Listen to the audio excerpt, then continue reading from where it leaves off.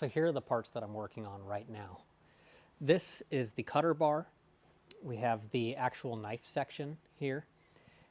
The knife section sits inside of these rock guards and slides back and forth on these plates. So those triangular knives that you see sticking out right there are actually right here going back and forth. And there's a ledger plate that it sits on here that makes it act like scissors. As it passes over that, it cuts the grass.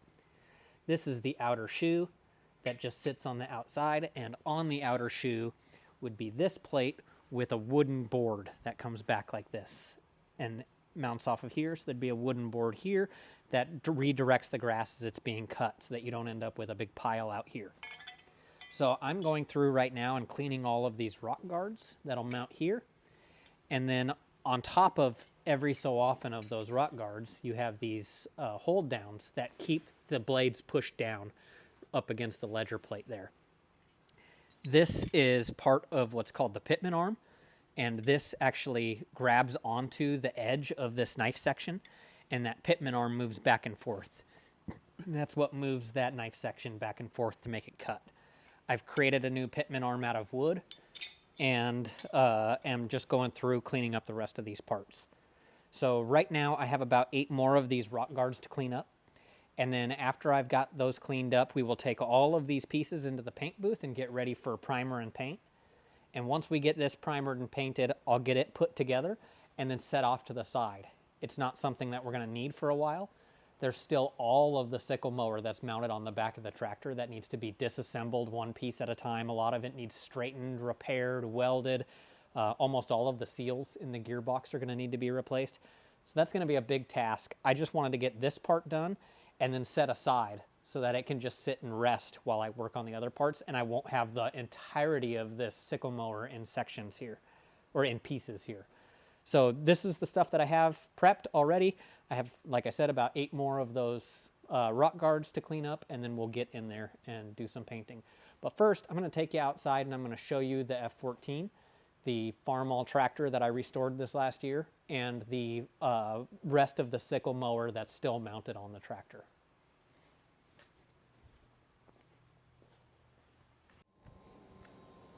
Okay guys, so here's the rest of the sickle mower that's mounted on the F14. Again, this is the Farmall number 12, and I've only come across 5 to 10 of them total, so I don't think there's very many of them still out there. There's a couple broken pieces on here like this right here that I'll have to try to repair because you just can't find parts for these. And this whole gearbox is nasty. I'm pretty sure it's all gonna need to be disassembled, new seals probably custom made for it, etc. So the cutter bar sticks out that side, and that's the piece that was inside that I already showed you that I have cleaned up. This right here is an eccentric wheel, and this is where the pitman arm would mount. And that pitman arm sticks out this way and mounts to that cutter bar. And so as this rotates, it goes like this, like a train arm, and it just moves that cutter bar back and forth in that direction. That's what creates the blades moving side to side and cuts the grass out to the side of the mower. So this is a pretty scarce implement. I am super excited to own it, and it needs quite a bit of work still to get it going. But since we're here, let me just go ahead and show you the rest of the F14 because I never did do any kind of video on this thing, and I'm really proud of how it turned out. Okay, so again, this is a 1938 Farmall F14, and I got it from a friend of mine, Derek Brandt, and Derek had this through a purchase of a bunch of different tractors that he had gotten.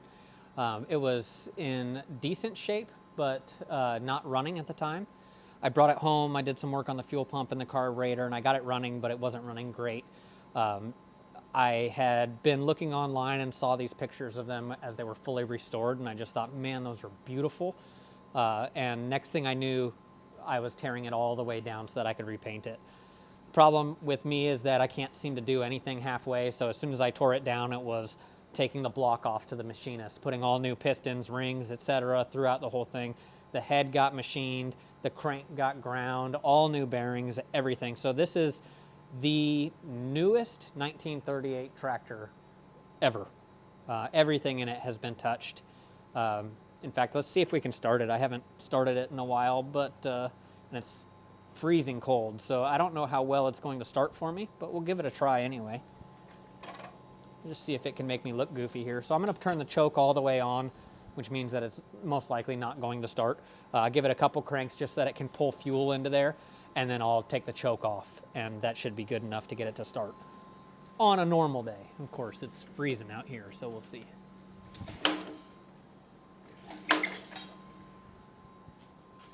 Now I take the choke all the way off.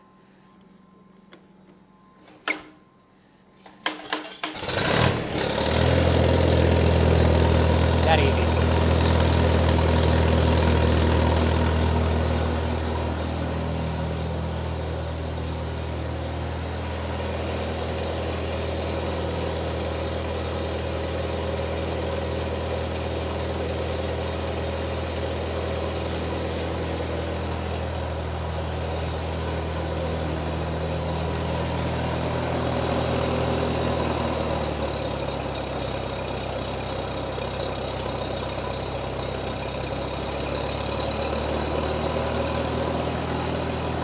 Just like that, I'll go ahead and turn it off.